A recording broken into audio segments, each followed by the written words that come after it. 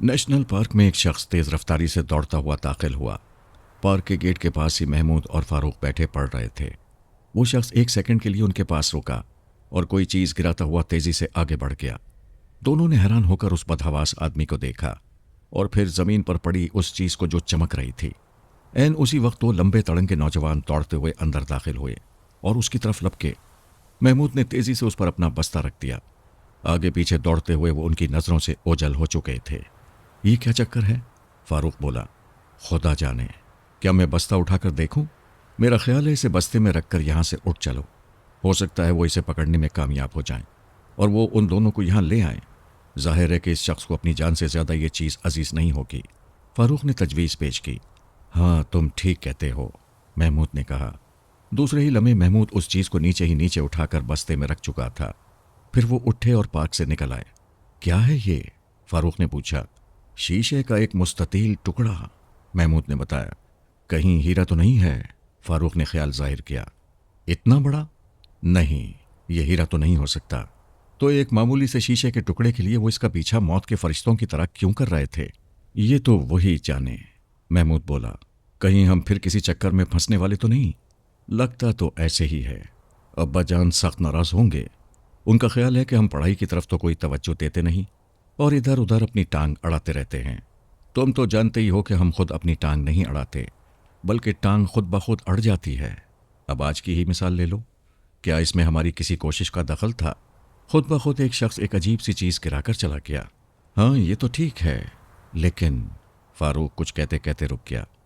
तुम फिक्र ना करो, हम इसके बारे में अब्बा जान को बताएंगे ही नहीं, महमूद ने उसे तसल्ली दी। शाम के 4:15 बज रहे थे। सूरज मगरिब की तरफ अपना सफ़र कर रहा था। बाहर के दिन थे।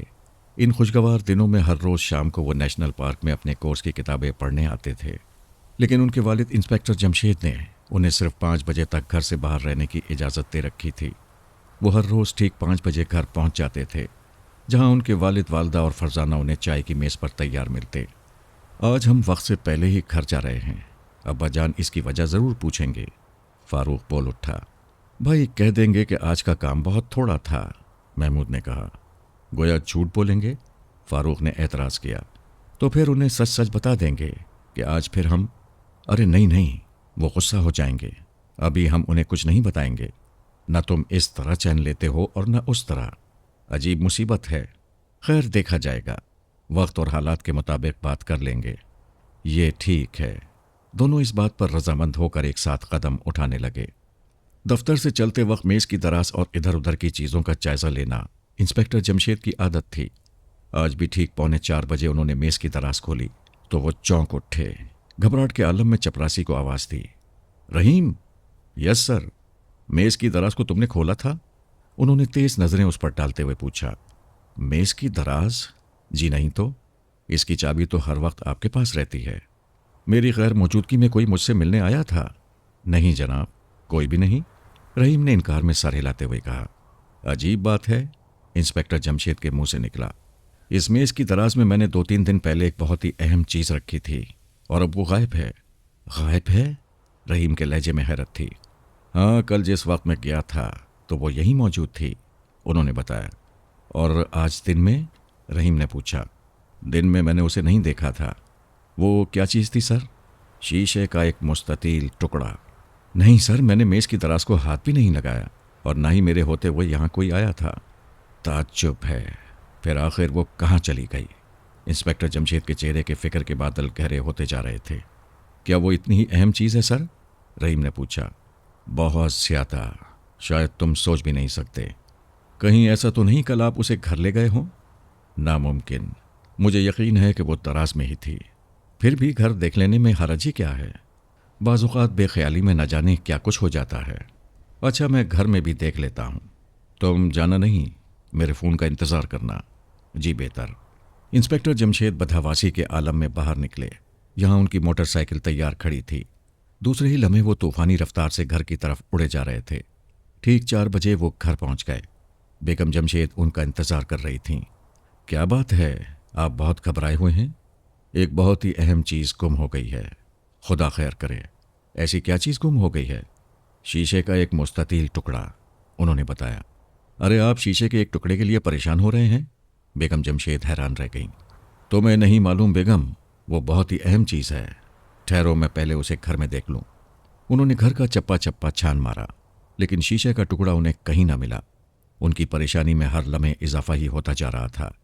नहीं, मेरी याददाश्त बिल्कुल ठीक है। वो टुकड़ा दफ्तर की मेज़ की दराज में था। वो वहीं से चुराया गया। हाँ, मेज़ की दराज से ही गुम हुआ है। वो बुड़बुड़ा रहे थे। बेगम जमशेद उन्हें हैरत से देख रही थीं। फिर वो टेलीफोन करने की गरज से साथ वाली कोठी में गए। बेगम भी उनके पीछे थीं। कुछ बताइए भी तो, आखिर माजरा क्या है? उन्होंने बेचैन होकर पूछा। थोड़ी देर खामोश रहो बेगम, मैं सब कुछ बता दूंगा। अपने पड़ोसी के घर से उन्होंने दफ्तर फ़ोन किया, लेकिन दूसरी तरफ से किसी ने रिसीवर न उठाया। बार बार नंबर डायल करने के बाद आखिर वो तंग आ गए। कमाल है, मैंने रहीम से कहा था कि मेरे फ़ोन का इंतज़ार करना। वो कहाँ चला गया? मुझे खुद ही जाकर देखना चाहिए, उन्होंने अपने आप से कहा। वो तेज़ी से बाहर निकले और मोटरसाइकिल की तरफ बढ़े। फिर बेगम से बोले, मैं अभी वापस आता हूँ, तुम इस टुकड़े का किसी से जिक्र ना करना। बेगम जमशेद उन्हें मोटरसाइकिल पर तूफानी रफ्तार से जाते हुए देख रही थीं। उनके चेहरे पर फिक्र और हैरत के मिले जुले असरात थे। उन्होंने आज तक उन्हें इस हद तक फिक्रमंद नहीं देखा था। वो उसके पीछे दौड़ते हुए नेशनल पार्क के अगबी दरवाजे से बाहर निकल गए। उनके दरमियान अब भी काफ़ी फासला था। अगला आदमी भी जान तोड़कर भाग रहा था। दौड़ते दौड़ते अब वो एक सुनसान सड़क पर निकल आए थे। दरमियानी फासला अब भी उतना ही था। ताक़ुब करने वाले ये महसूस किए बगैर न रह सके कि वो इस तरह दौड़ते हुए उसे कभी ना पकड़ सकेंगे। आखिर उनमें से एक ने जेब से कोई चीज़ निकाली और अगले आदमी पर खींच मारी। उसके मुंह से एक चीख निकली और दूसरे ही लम्हे वो ज़मीन पर गिर चुका था। जल्द ही वो उस तक पहुंच गए। अगले आदमी की पिंडली में एक चाकू पेवस्त था और खून बह बह कर ज़मीन को सुर्ख कर रहा था। इसे उठाकर सड़क से दूर दरख्तों के झुंड में ले चलना चाहिए, एक बोला। तुम ठीक कहते हो शौकत, सड़क पर किसी वक्त भी कोई गाड़ी आ सकती है, दूसरे ने कहा। दोनों ने उसे टांगों और बाजुओं से पकड़कर उठाया और दरख्तों के झुंड में ले आए। अब इसकी तलाशी लो और वो टुकड़ा बरामद कर लो, शौकत ने कहा। दूसरा तलाशी लेने लगा, लेकिन उसकी जेबों से वो टुकड़ा बरामद नहीं हुआ। वो टुकड़ा कहाँ है? उसने जख्मी नौजवान से पूछा। मेरे पास नहीं है, जख्मी ने कर्रा कर जवाब दिया। यही तो हम पूछ रहे हैं, वो कहाँ है? मुझे नहीं मालूम, तनवीर ये ऐसे नहीं बताएगा, शौकत ने कहा और साथ ही चाकू उसकी पिंडली से निकाल लिया। फिर बोला, देखो दोस्त, अगर तुमने सीधी तरह न बताया तो ये चाकू तुम्हारी दूसरी पिंडली में भी उतर जाएगा। हाँ शाबाश, अब बता ही दो। मुझे नहीं मालूम। अच्छा तो ये लो। शौकत ने चाकू की नोक उसकी पिंडली में उतार दी। जख्मी नौजवान दर्द से चिल्ला उठा। उफ, मर गया। अभी कहाँ मरे हो, अभी तो ये पूरा चाकू तुम्हारे गोश्त में उतार दिया जाएगा। फिर भी न बताया तो इसी चाकू से। नहीं नहीं, आगे कुछ ना कहो, मैं बताता हूं। जख्मी खौफ से लरस रहा था। बहुत खूब, अब आए हो ना सीधे रास्ते पर। हाँ तो बताओ, शौकत हंसा। जब मैं नेशनल पार्क में दाखिल हुआ तो टुकड़ा मेरे पास था, तुम दोनों मेरे पीछे थे। दरवाजे के पास ही दो लड़के बैठे पढ़ रहे थे। वो टुकड़ा मैंने उनके पास गिरा दिया था। तुम झूठ बक रहे हो। खुदा की कसम, मैं बिल्कुल सच कह रहा हूं। अगर ये गलत हुआ तो हम तुम्हें जिंदा नहीं छोड़ेंगे। चलो हमारे साथ। लेकिन मैं कैसे चल सकता हूं? जख्मी ने कहा। अच्छा ठीक है, मैं पार्क में जाकर देखता हूं। तनवीर, तुम इतनी देर में इसकी पिंडियों पर कोई रुमाल वगैरह बांध दो, शौकत ने कहा और उठ खड़ा हुआ। दूसरे ही लम्हे वो नेशनल पार्क की तरफ दौड़ा जा रहा था। उसका साथी तनवीर जख्मी की पट्टी करने लगा। तकरीबन आधे घंटे बाद उसकी वापसी हुई, लेकिन चेहरे पर मायूसी और गुस्सा था। हेलो शौकत, क्या रहा? क्या मिल गया? नहीं तनवीर, वहां कोई लड़का नहीं है, शौकत ने जवाब दिया। तो वो चले गए होंगे, जख्मी घबरा गया। या फिर तुम ही झूठ बोल रहे होगे। जो हकीकत थी मैं बता चुका हूं। अब वो लड़के कहाँ चले गए मैं क्या बता सकता हूं। खैर, अब एक ही सूरत हो सकती है, और वो ये कि तुम हमारे साथ चलो। जब तक वो टुकड़ा हमें नहीं मिल जाता तुम हमारे मेहमान रहोगे। हो सकता है वो दोनों लड़के कल फिर पार्क में आए। तुम्हें उनसे मिलकर मेरे सच झूठ का पता चल जाएगा, जख्मी कर्राते हुए बोला। ये ठीक है, लेकिन बहरहाल तुम्हें हमारा मेहमान तो बनना ही पड़ेगा। चलो उठो। जख्मी कर्राता हुआ उठ गया। दोनों उसे सहारा देकर सड़क के पास पहुंचे। जल्द ही उन्हें एक टैक्सी मिल गई। महमूद और फारूक घर में दाखिल हुए।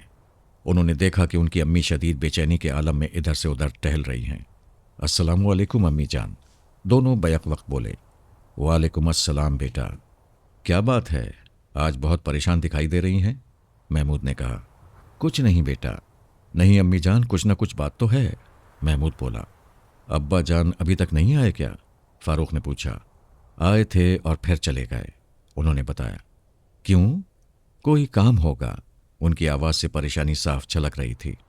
अम्मी जान, महमूद ने कहा। क्या बात है बेटा, आप कुछ छुपा रही हैं, खुदा के लिए बताइए, क्या बात है? बेटा मैं तुम्हें कुछ नहीं बता सकती, तुम्हारे अब्बा जान मना करके गए हैं। तो ये बात है। दोनों सोच में डूब गए। जिस वक्त वो आए उनकी क्या हालत थी? क्या वो पुरसुकून थे? महमूद ने बिल्कुल किसी पुलिस इंस्पेक्टर की तरह पूछा। वो बहुत परेशान थे। इसका मतलब है दफ्तर में कोई बात हुई है, फारूक ने नतीजा अखज़ किया। उन्होंने आकर क्या किया? महमूद ने एक और सवाल किया। वो कोई चीज़ तलाश करने लगे, बेगम जमशेद ने मोहतात लहजे में कहा। वो जानती थीं कि दोनों बच्चे बहुत खोजी तबीयत रखते हैं। क्या वो चीज़ उन्हें मिल गई थी? इस मर्तबा फारूक ने सवाल किया।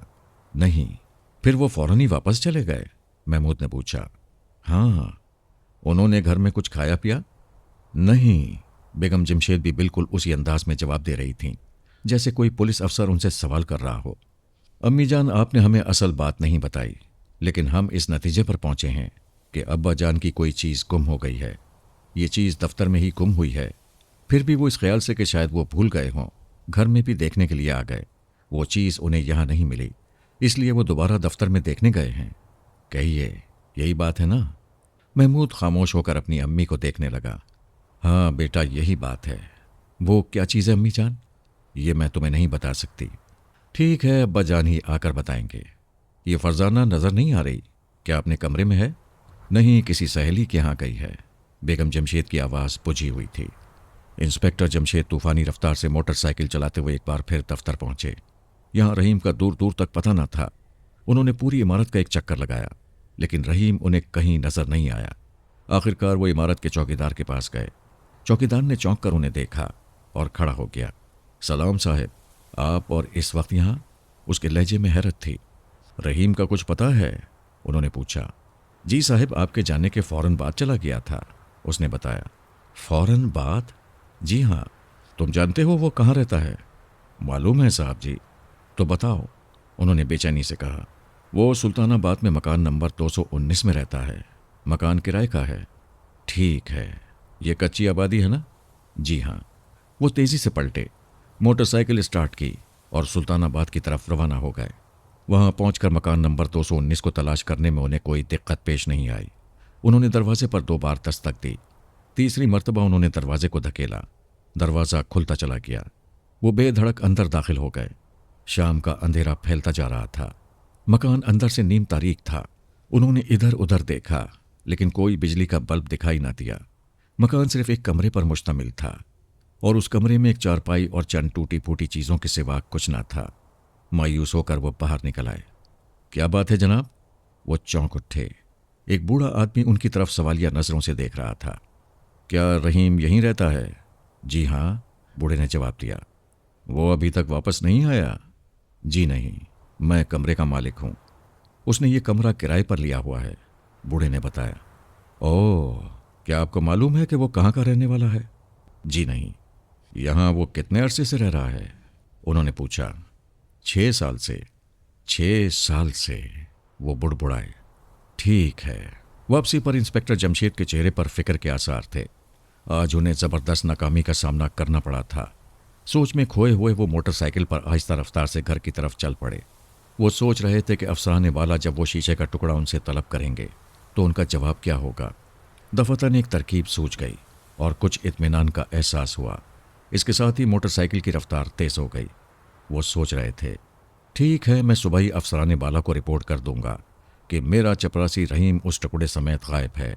जाहिर है कि इस गड़बड़ में उसी का हाथ है। जब वो घर में दाखिल हुए तो महमूद, फारूक, फरजाना और बेगम जमशेद उनका बेचैनी से इंतजार कर रहे थे। फरजाना अभी अभी अपनी सहेली नाहिद के घर से लौटी थी। उसे भी बेगम जमशेद ने इतना ही कुछ बताया था जितना अपने दोनों बेटों को। अब बजाना गए। फरजाना उछलकर खड़ी हो गई। उसके साथ ही वो तीनों भी उठ खड़े हुए। क्या रहा? बेगम ने पूछा। नाकामी। रहीम दफ्तर से गायब है। वो ज़रूर किसी के हाथों बिक गया है, उन्होंने कहा। अब्बाजान बात क्या है? महमूद ने पूछा। बात तुम्हारे मतलब की नहीं है। तुम तीनों अपने कमरे में जाओ, आराम करो, पढ़ो या खेलो। प्लीज़ अब्बाजान हमें बता दें। मैंने कहा ना तुम्हारे मतलब की बात नहीं है। चलो जाओ। मजबूरन तीनों उठ खड़े हुए। महमूद और फारूक का कमरा अलग था और फरजाना का कमरा उनके कमरे के सामने था, लेकिन इस वक्त फरजाना भी उनके कमरे में ही चली आई। आखिर माजरा क्या है? उसने पूछा। हम भी उतना ही जानते हैं जितना कि तुम। कोई बहुत ही अहम चीज़ अब्बाजान की मेज़ की दराज से गुम हो गई है। गालिबन इस गुमशुदगी में रहीम का हाथ है। तो फिर रहीम को पकड़ने का भी तो कोई बंदोबस्त होना चाहिए। फरजाना को अचानक ख्याल आया। ठहरो, मैं अब्बाजान की तवज्जो इस तरफ दिलाऊं। शायद परेशानी में उन्हें ख्याल नहीं आया। महमूद ने कहा और कमरे से बाहर निकल आया, लेकिन कमरे में उसकी वालदा तन्हा थी। अब्बाजान कहाँ गए? शेराजी साहिब की कोठी से फ़ोन करने, ताकि रहीम को पकड़ा जा सके। हाँ ठीक है, हमें अभी अभी यही ख्याल आया था, महमूद ने कहा और वापस अपने कमरे में चला आया। यहाँ तीनों काफ़ी देर तक तबादला ख्याल करते रहे, लेकिन किसी नतीजे पर न पहुंच सके। अचानक फारूक को शीशे के टुकड़े का ख्याल आ गया। अरे भाई, वो तो निकालो, देखो तो सही क्या बला है। अभी नहीं, महमूद ने फारूक को इशारा किया। इसका मतलब था कि फरजाना के चले जाने के बाद देखेंगे। उनकी हमेशा यही कोशिश रहती थी कि फरजाना को अपने किसी मामले में शरीक ना करें, क्योंकि वो अक्सर उनसे बाजी ले जाया करती थी। इसके साथ ही तरकीबें सोचने में भी उसका जवाब नहीं था। ये किस वो का जिक्र हो रहा है? वो चौंक उठी। कुछ नहीं, बस यूं ही, महमूद ने उसे टाल दिया। अच्छा, तो मैं जाकर सोती हूँ, फरजाना उठते हुए बोली। झूठी कहीं की, सीधी तरह क्यों नहीं कहती कि जाकर बच्चों का नॉवेल पढ़ूंगी? नॉवेल? कौन सा नॉवेल? फरजाना ने मासूमाना अंदाज में कहा। बस ज्यादा चालाक बनने की कोशिश ना करो, हम सब जानते हैं। फारूक ने बुरा सा मुंह बनाया। फरजाना हंसती हुई चली गई। अब उसे निकाल कर देखना चाहिए, फारूक ने उसके कमरे से निकलते ही कहा। पहले मैं बाहर जाकर देख लूं, कहीं फरजाना दरवाजे के बाहर मौजूद ना हो। बहुत चालाक है वो, उसके कान में भिनक पड़ चुकी है, महमूद ने आहिस्ता आवाज में कहा और उठकर दबे पांव दरवाजे की तरफ बढ़ा। उसने एकदम दरवाज़ा खोल दिया। बाहर झांका, लेकिन फरजाना वहां मौजूद नहीं थी। उसने मुतमईन होकर दरवाज़ा बंद कर दिया। दरवाज़ा बंद होते ही फरजाना ने आहिस्ता से अपना दरवाज़ा खोला और बाहर निकल आई। अब वो महमूद और फारूक के कमरे के दरवाजे की झिर्री से आंख लगाए खड़ी थी। इस मर्तबा भी वो उनसे चालाक साबित हुई थी। महमूद ने बस्ते में से शीशे का टुकड़ा निकाला। दोनों उसे उलट पुलट कर देखते रहे। ये मुस्ततील शक्ल का और हल्के नीले रंग का था। उन्हें इसमें कोई ख़ास बात नज़र नहीं आई। हैरत है, महमूद ने कहा। हाँ, मैं खुद हैरान हूँ, फारूक बोला। मैं तुमसे ज़्यादा हैरान हूँ। बाहर से फरजाना की शरीर आवाज़ आई। दोनों चौंक उठे। धत तेरी की, ये शैतान की खाला तो दरवाजे पर मौजूद है। फारूक झुंझुला उठा। दरवाज़ा खोल दो, नहीं तो मैं अभी जाकर अब्बाजान से बताती हूँ इस शीशे के टुकड़े के बारे में। अब तो दरवाज़ा खोलना ही पड़ेगा, फारूक ने बेचारगी से कहा और उठकर चटखनी गिरा दी। ज़रा देखूं तो क्या चीज़ है ये, वो अंदर आते ही तड़ से बोली। महमूद ने शीशे का टुकड़ा उसे थमा दिया। चंद लम्हे तक वो उसे उलट पुलट कर देखती रही। आखिर बोली, ये कोई अजीब चीज़ तो है नहीं। हाँ, हमारा भी यही ख्याल है, लेकिन महमूद कुछ कहते कहते रुक गया। लेकिन क्या? फरजाना ने पूछा। जिन हालात में ये हम तक पहुंचा है, वो हालात अजीब ज़रूर हैं। वो क्या हैं? जल्दी से बताओ। महमूद ने फारूक की तरफ सवालिया अंदाज में देखा, जैसे उससे पूछ रहा हो कि फरजाना को बताऊं या न बताऊं। अब तो बताना ही पड़ेगा, ये पीछा छोड़ने वाली कहाँ है। महमूद ने शाम का वाक़या तफसील से सुना दिया। हैरत है, इस मामूली से टुकड़े की खातिर वो इसके पीछे भाग रहे थे। हो सकता है ये कोई अहम चीज़ हो, फारूक ने ख्याल जाहिर किया। जाहिर में तो ऐसा नहीं है, फरजाना बोली। खैर, देखा जाएगा, इसे संभाल कर रखो, हो सकता है ये कोई अहम चीज़ ही हो। हाँ, ये ठीक है, बल्कि मुझे तो न जाने क्यों यकीन होता जा रहा है कि ये बहुत कीमती चीज़ है। मैं इसे अपनी अलमारी में रख देता हूँ, महमूद ने कहा और उठ खड़ा हुआ। उसने अलमारी का दरवाज़ा खोला और अलमारी के दरवाज़ों की ओट में जाने क्या करने लगा। काफ़ी देर हो गई, लेकिन वो ना पलटा तो फरजाना से न रहा गया। क्या करने लगे? इतनी देर लगा दी? इसे हिफाजत से रख रहा हूँ, महमूद ने कहा। देखो, इसका जिक्र अब्बाजान से ना करना, वरना वो नाराज़ होंगे। मैं जानती हूँ, तुम बेफिक्र रहो। दूसरे दिन इंस्पेक्टर जमशेद ने दफ्तर जाते ही रहीम और शीशे के टुकड़े की गुमशुदगी की बाकायदा रिपोर्ट कर दी। दूसरे ही लम्हे डीआईजी के चपरासी ने उन्हें हाजिर होने का हुक्म सुनाया। वो पहले ही तैयार थे, फौरन उठ खड़े हुए। बैठो, डीआईजी साहब ने उन्हें देखकर कहा। वो काफ़ी फिक्रमंद नजर आ रहे थे। इंस्पेक्टर जमशेद एक कुर्सी पर बैठ गए। ये सब क्या है? कुछ देर खामोश रहने के बाद उन्होंने रिपोर्ट की तरफ इशारा करके कहा, यह काम रहीम के सिवा किसी का नहीं हो सकता। कुछ भी हो, क्या मैंने शीशे का वो टुकड़ा देते वक्त तुम्हें यह नहीं बताया था कि यह कोई मामूली चीज़ नहीं है? जी हाँ, आपने फरमाया था। तब फिर तुमने इसे बाहिफाजत क्यों न रखा? मैंने उसे मेज़ की दराज में रखा था और दराज की चाबी हर वक्त मेरे पास रही। अगर तुमने शीशे का वो टुकड़ा फौरन ही तलाश न कर लिया तो मुझे अफसोस से कहना पड़ता है कि अपनी मुलाजमत पर बहाल नहीं रह सकोगे, उन्होंने सर्द लहजे में कहा। जी? इंस्पेक्टर जमशेद धक से रह गए। सिर्फ यही नहीं, मैं भी तुम्हारे साथ मुसीबत में फंस गया हूं। वो मुझे आईजी साहिब ने दिया था। ओह, मुझे बेहद अफसोस है। आप मुझे कुछ वक्त दें, मैं उसे हासिल करने में कोई कसर उठा नहीं रखूंगा। उसे हासिल करना बहुत ज़रूरी है। मैं आज शाम 7-8 बजे तक दफ्तर में ही मौजूद रहकर तुम्हारी कामयाबी का इंतज़ार करूंगा। जो ही वो मिले फौरन मेरे पास चले आना, वरना नाकामी की सूरत में मुझे फ़ोन कर देना। जी बहुत बेहतर, मैं इसी वक्त से कोशिश शुरू करता हूँ। क्या आप मुझे बता सकते हैं कि यह टुकड़ा है क्या चीज़? इंस्पेक्टर जमशेद ने पूछा। यह तो खुद मुझे भी नहीं मालूम, खुदा ही बेहतर जानता है, या फिर आईजी साहिब को मालूम होगा। अच्छा, रहीम की तलाश के सिलसिले में क्या रहा? सब इंस्पेक्टर इकराम और उसके तमाम मातहत शहर का कोना कोना छानते फिर रहे थे। बाकी तमाम थानों को इत्तला दी जा चुकी है। ठीक है, खुदा तुम्हें कामयाबी अता करे। इंस्पेक्टर जमशेद उनके कमरे से निकलकर सीधे रिकॉर्ड रूम में आ गए। उन्होंने मुतल्लिका क्लर्क से रहीम की ज़ाती फ़ाइल निकलवाई। फ़ाइल पढ़कर उन्हें मालूम हुआ कि रहीम 6 साल पुराना मुलाजिम है। इस दौरान पूरी ईमानदारी से अपना फ़र्ज़ अंजाम देता रहा है। रिहाइश का पता वही दर्ज था जिस पर वो कल जा चुके थे।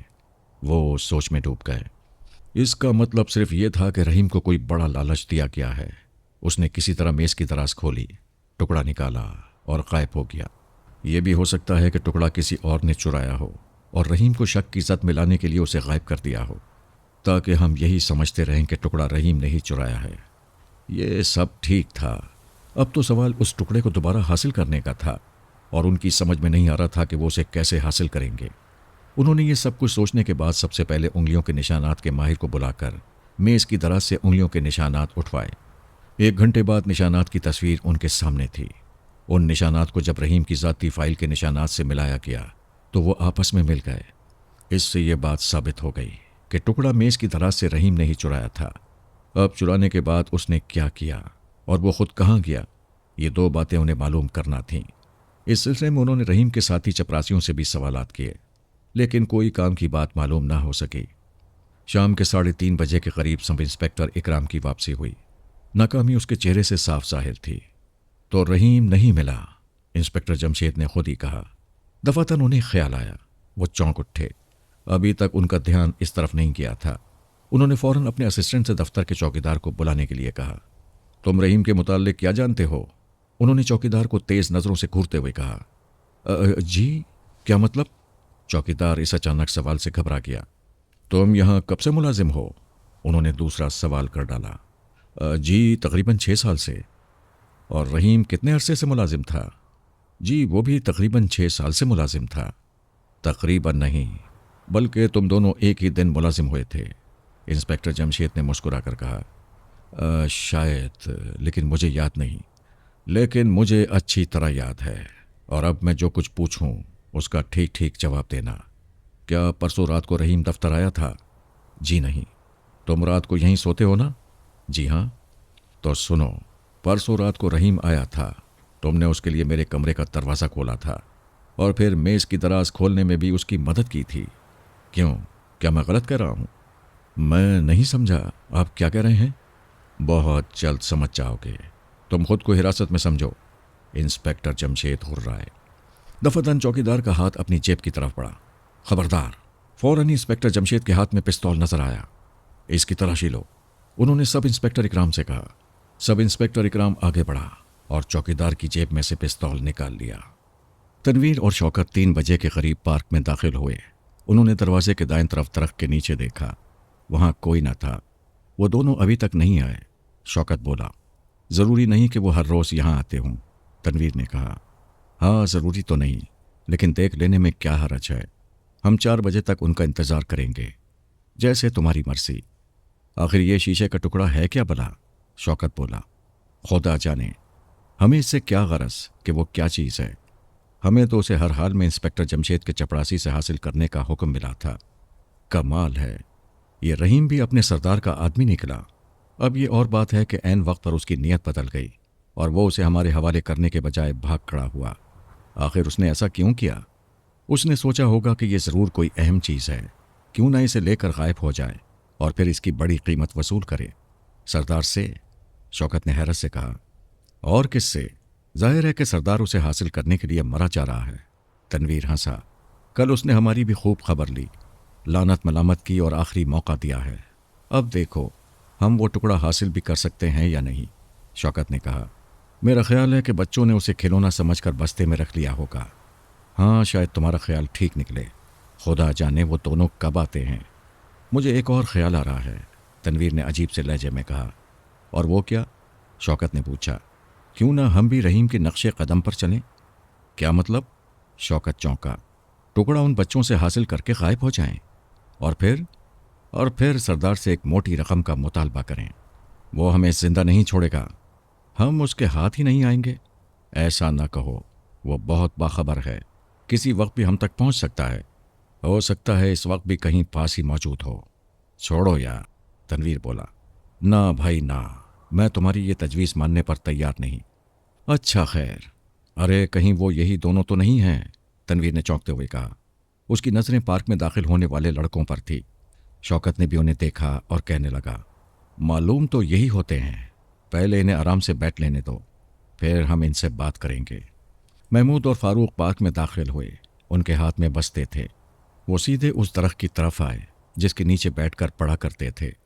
कहीं फरजाना अब्बाजान से उस टुकड़े का जिक्र न करते, महमूद बोला। नहीं, वो ऐसा नहीं करेगी।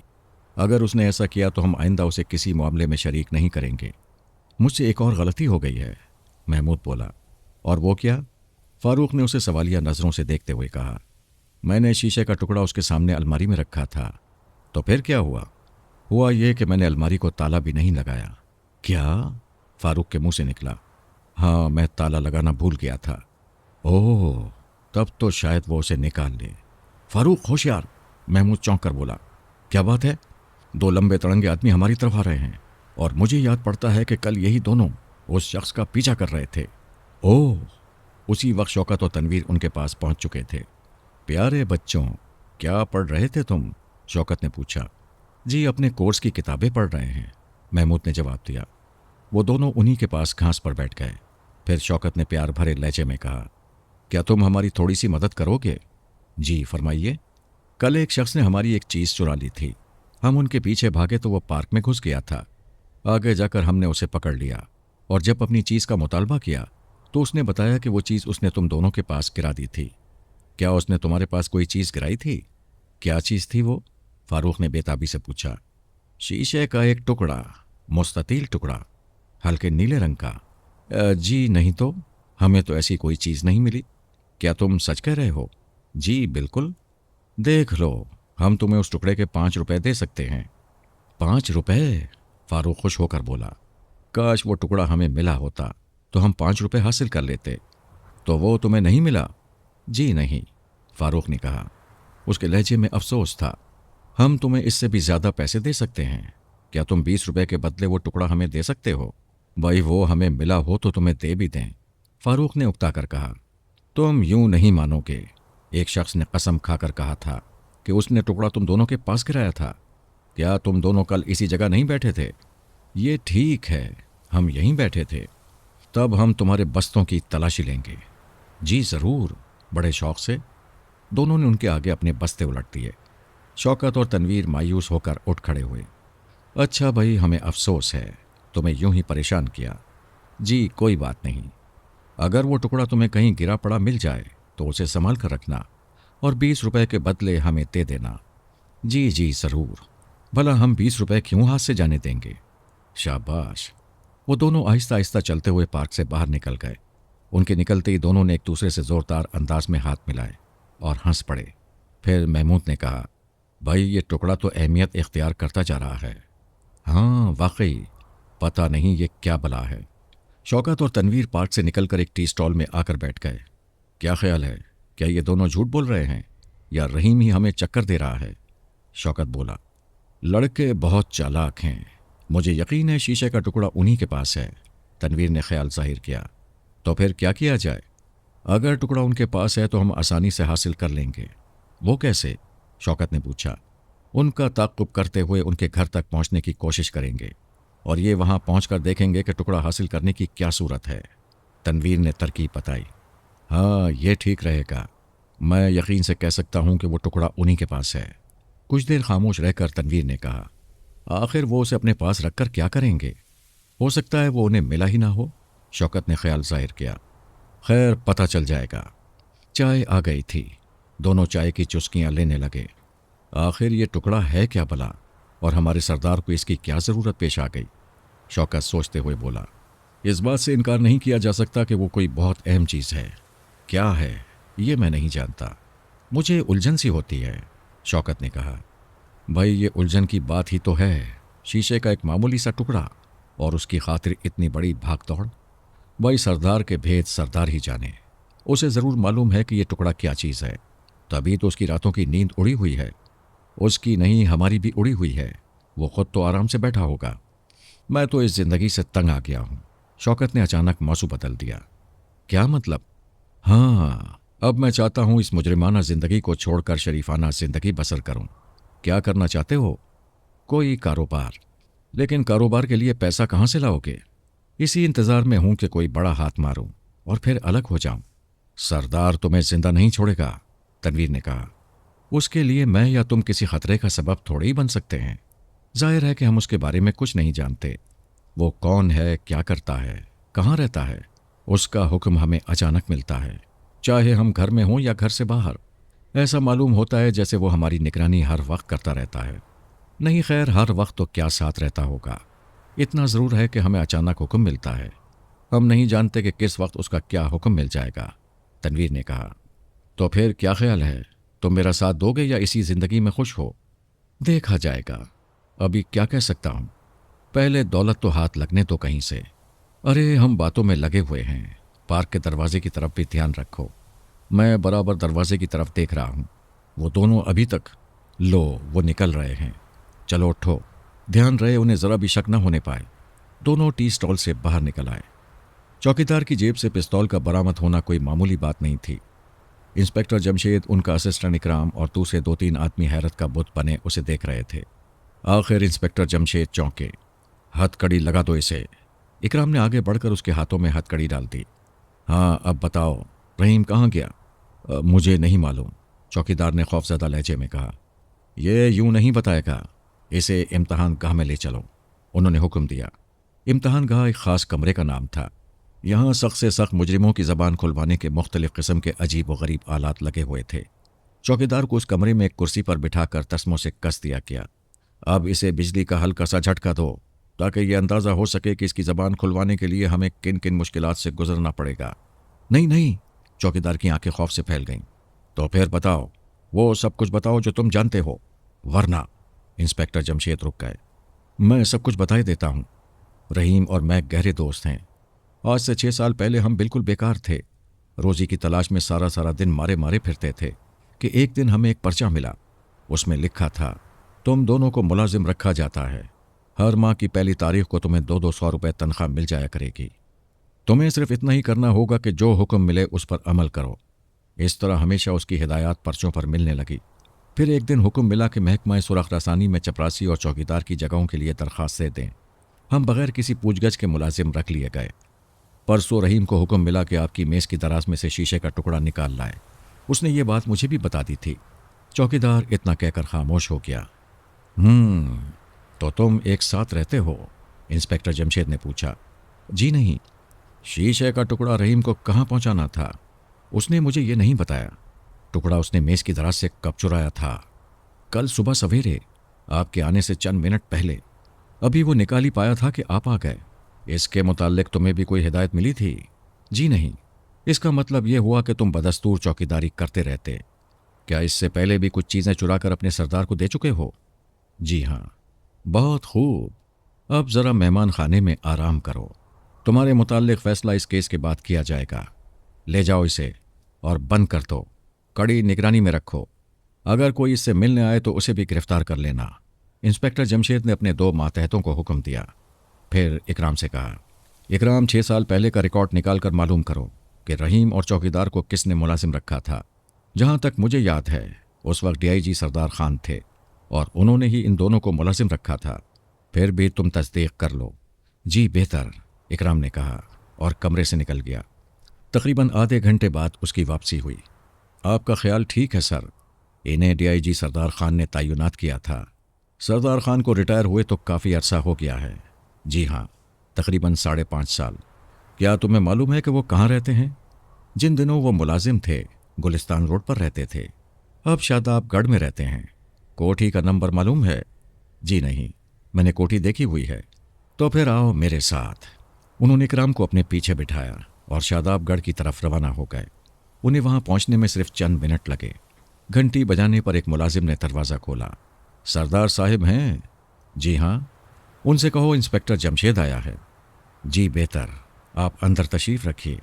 मुलाजिम ने उन्हें ड्राइंग रूम में बिठाया और सरदार साहिब को इत्तला देने चला गया। हेलो इंस्पेक्टर जमशेद, मैं तुम्हें तकरीबन 6 साल बाद देख रहा हूँ। वो सरदार साहिब की आवाज़ सुनकर चौंक उठे। 6 साल पहले के सरदार खान की शक्लो सूरत में कोई फ़र्क वाक़ई नहीं हुआ था। अस्सलामु अलैकुम सर, इंस्पेक्टर जमशेद ने उठते हुए कहा। कहो भाई, कैसे आना हुआ? जी एक मामूली सा काम था। हाँ हाँ कहो। चपरासी रहीम और चौकीदार गफूर आज से 6 साल पहले मुलाजिम हुए थे। उन्हें आपके हुक्म पर मुलाजिम रखा गया था। अच्छा, तो फिर क्या आप बता सकते हैं कि उन्हें किसकी सिफारिश पर मुलाजिम रखा गया था? किसकी सिफारिश पर मुलाजिम रखा गया था? सरदार साहिब ने सोचते हुए कहा। भाई कुछ याद नहीं आ रहा, ज़रा जहन पर जोर दीजिए। हाँ, मैं याद करने की कोशिश कर रहा हूँ लेकिन याद नहीं आ रहा है। हो सकता है आपको याद आ जाए, ये बहुत ज़रूरी है। जिस वक्त भी याद आ जाए मुझे फ़ोन कर दीजिएगा। ठीक है, बैठो भाई, चाय पीकर जाना। नहीं सर, अभी बहुत काम है। शुक्रिया। इंस्पेक्टर जमशेद और इकराम उठ खड़े हुए। ओहो भाई, मुझे याद आ गया। सरदार साहिब दरवाजे की तरफ चलते हुए अचानक बोले। जी याद आ गया है? तो फिर बताइए, किसने उनकी सिफारिश की थी? खान जब्बार ने, सरदार खान ने कहा। ये कौन ज़ाते शरीफ हैं? एक बहुत बड़ा कारोबारी आदमी है। एक बार मैंने उसके साथ मिलकर कुछ कारोबार भी किया था। उन्हीं दिनों उसने उन दोनों की सिफारिश की थी। बहुत खूब। ये कहाँ रहता है? मुस्लिमाबाद, कोठी नंबर शायद 9 है। बहुत बहुत शुक्रिया। तुमने बताया नहीं मामला क्या है? सरदार खान ने पूछा। मैं आपको ज़रूर बताऊंगा, लेकिन इस वक्त मैं बहुत जल्दी में हूँ। अच्छा। अब उनका रुख मुस्लिमाबाद की तरफ था। 9 नंबर की कोठी तलाश करने में उन्हें कोई दुश्वारी पेश नहीं आई। फरमाइए, एक मुलाजिम ने दरवाजे पर नमूदार होकर पूछा। खान जब्बार यहीं रहते हैं? इंस्पेक्टर जमशेद ने पूछा। जी हाँ, हमें उनसे मिलना है, लेकिन वो तो मुल्क से बाहर गए हुए हैं। क्या? जी हाँ, वो तो अक्सर कारोबार के सिलसिले में मुल्क से बाहर ही रहते हैं। घर में और कौन रहता है? बेगम साहिबा, खान साहब के बेटे और बेटियां। तो फिर हमें बेगम साहिबा से मिला दो। मेरा नाम इंस्पेक्टर जमशेद है। जी बेहतर, आप अंदर तशरीफ़ ले आएं। मुलाजिम ने उन्हें ड्राइंग रूम में बिठाया और बेगम साहिबा को इत्तला देने चला गया। थोड़ी देर बाद ही एक दरमियानी उम्र की औरत अंदर दाखिल हुई।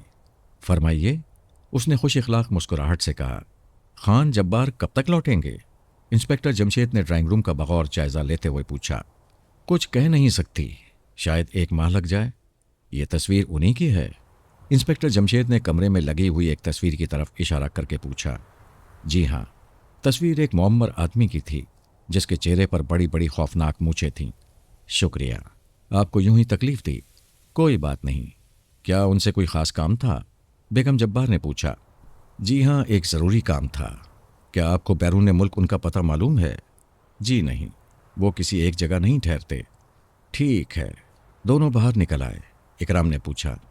मैं हैरान हूँ बेगम जब्बार से आपने पूछा तो कुछ भी नहीं। मकसद हासिल हो गया है।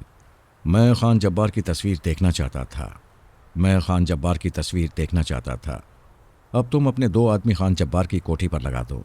उन्हें खान जब्बार का हुलिया बता देना, जो ही वो नजर आए फौरन रिपोर्ट करें।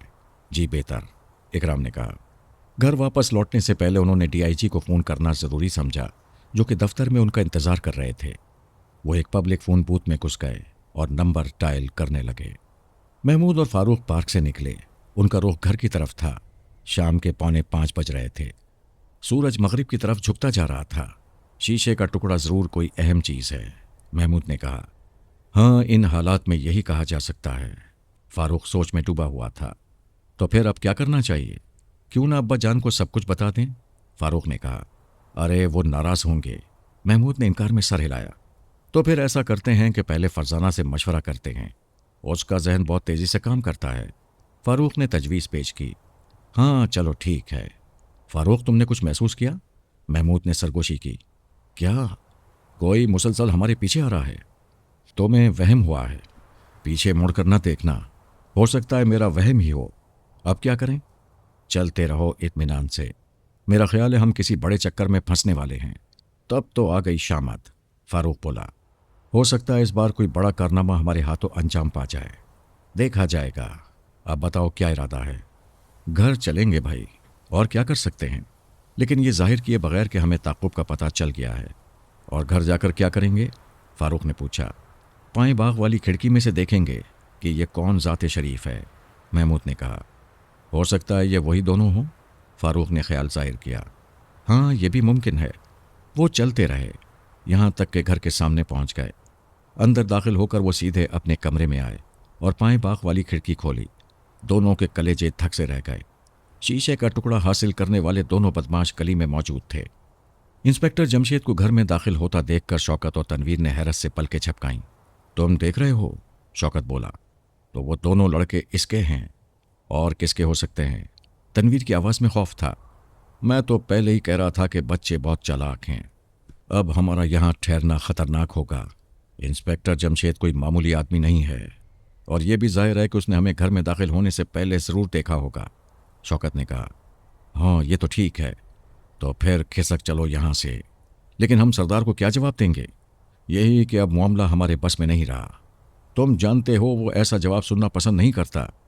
वो तो ठीक है, लेकिन अब इंस्पेक्टर जमशेद से कौन टक्कर ले? इससे टक्कर लेना तो मौत के मुंह में जाने के बराबर होगा, शौकत ने कहा। क्यों ना हम एक कोशिश कर देखें? तनवीर ने कुछ सोचते हुए कहा। क्या मतलब? शौकत चौंका। मेरा मतलब है कि अब यह बात यकीन से कही जा सकती है कि टुकड़ा दोनों लड़कों के पास है, तनवीर बोला। हाँ, ये बात तो यकीनी है। तो क्यों ना अंदर दाखिल होकर उसे हासिल करने की कोशिश की जाए। पागल हुए हो? इंस्पेक्टर जमशेद के होते हुए हम कामयाब नहीं हो सकते। पागल मैं नहीं, तुम हो। हम ये काम आधी रात के वक्त करेंगे। उस वक्त ये सब गहरी नींद सो रहे होंगे। लेकिन मैं फिर भी इस पर तैयार नहीं। मेरी राय तो यही है कि जाकर सरदार को आगाह कर दें, और फिर वो जैसा कहेगा करेंगे। हो सकता है वो कुछ और आदमी हमारे साथ भेज दे। शौकत ने तजवीज़ पेश की। इस सूरत में हमें सरदार की नाराज़ी मोल लेना पड़ेगी। तो उसी सूरत में हो सकता है वो हमें कोई भारी इनाम दे दे, तनवीर ने जवाब दिया। तुम इनाम के लिए मरे जा रहे हो, और मैं समझता हूँ हमारी जिंदगियां खतरे में हैं। अरे जिंदगियों का क्या है, ये तो हर वक्त ही खतरे में रहती हैं। खैर, इस वक्त तो यहाँ से चलो। आधी रात को हम एक कोशिश कर देखेंगे। आखिर शौकत ने हार मानते हुए कहा। ठीक है, चलो। दोनों मुड़े और गली से निकल गए। शाम के 7 बजे थे। डीआईजी साहब अभी तक अपने दफ्तर में मौजूद थे और अब घर जाने की तैयारी कर रहे थे। अभी अभी उन्हें इंस्पेक्टर जमशेद का टेलीफोन मिला था, जिन्होंने बताया था कि शीशे का टुकड़ा अभी नहीं मिला, लेकिन कोशिशें जारी हैं। ज़बरदस्त उम्मीद है कि जल्द ही मिल जाएगा। डीआईजी साहब ने बात अपने तक ही रखी थी। उनका ख्याल था कि इंस्पेक्टर जमशेद शीशे का टुकड़ा हासिल करने में कामयाब हो जाएंगे। मायूस होकर वो उठे और दरवाजे की तरफ बढ़े ही थे कि फ़ोन की घंटी बजी। दूसरी तरफ आईजी साहब थे। शीशे का वो टुकड़ा लेकर मेरे घर आ जाइए। ख्याल रहे कि किसी को कानो कान इसकी खबर ना हो। जी, शीशे का टुकड़ा लेकर आ जाऊं? हाँ भाई, आईजी साहब ने कहा और रिसीवर रख दिया। डीआईजी साहब ने दोनों हाथों से अपना सर थाम लिया। उनके होशो हवास जवाब देते जा रहे थे। जमशेद, तुमने मुझे कहीं का ना छोड़ा। वो बुड़बुड़ाते हुए बाहर निकल आए। जीप में बैठकर वो आईजी साहब के घर की तरफ रवाना हो गए।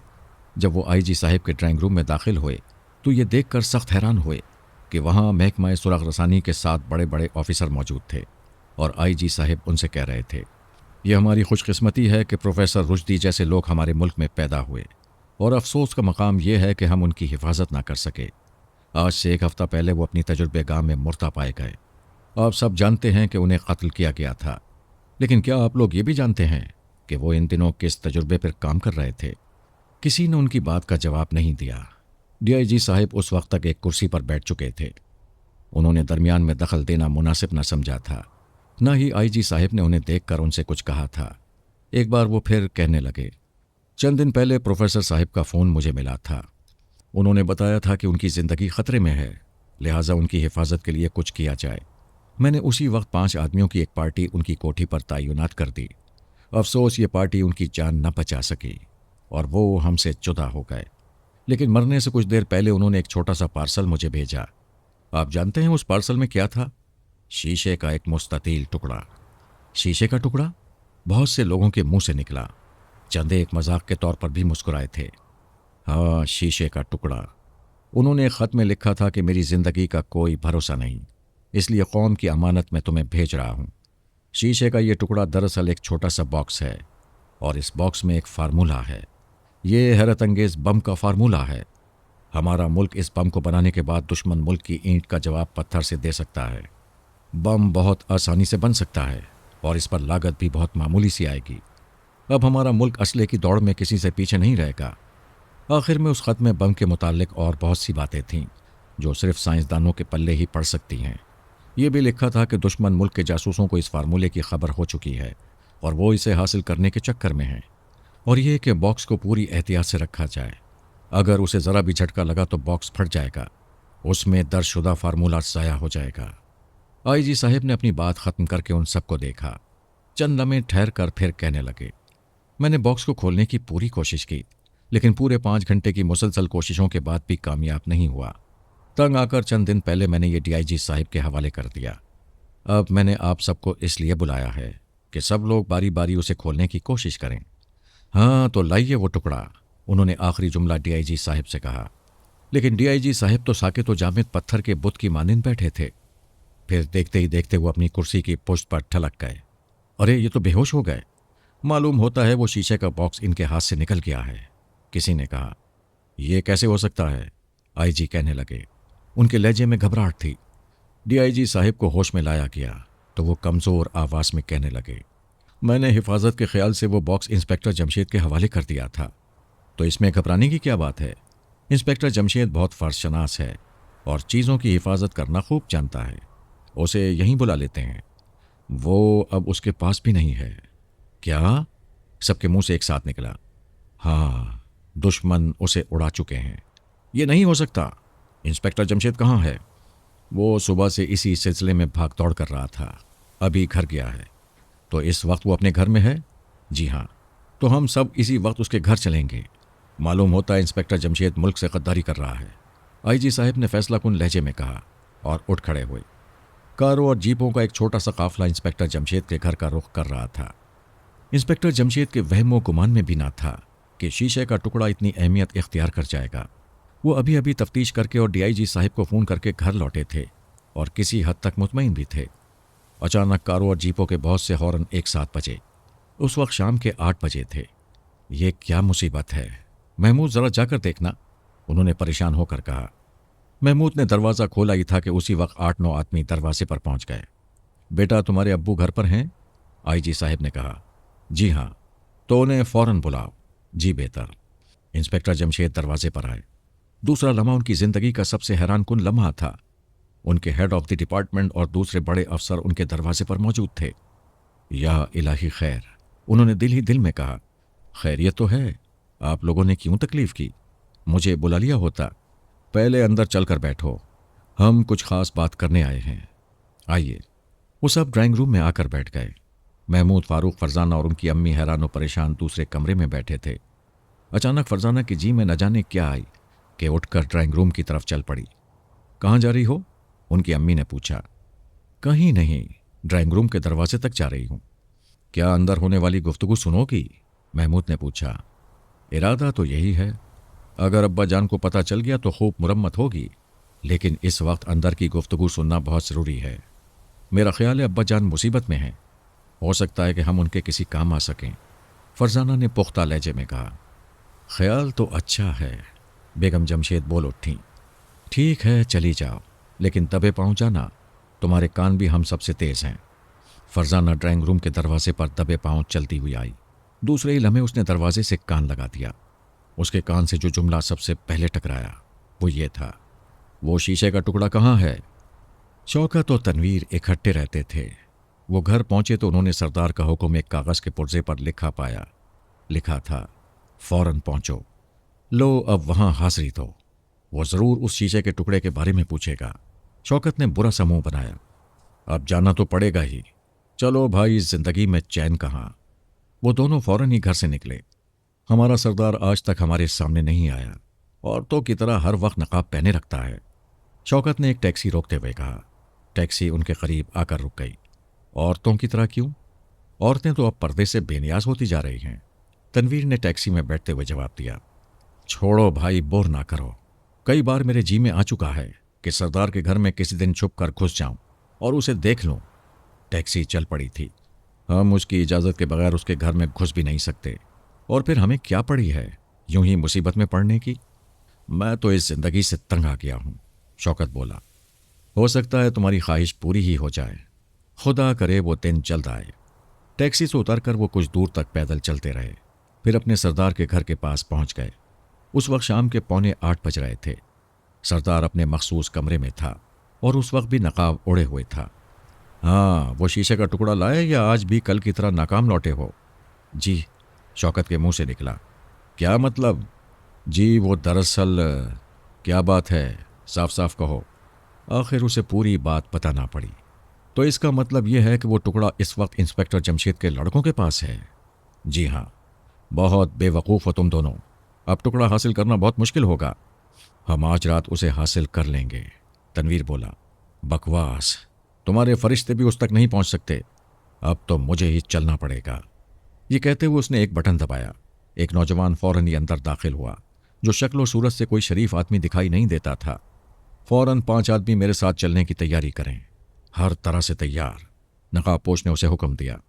वो नौजवान कमरे से निकल गया। तुम्हारे पास पिस्तौल है ना? नकाबपोश ने शौकत और तनवीर से पूछा। जी हाँ। ठीक है। उसी वक्त 5 आदमी अंदर दाखिल हुए। ये दोनों भी हमारे साथ चलेंगे। सरदार ने शौकत और तनवीर की तरफ इशारा किया।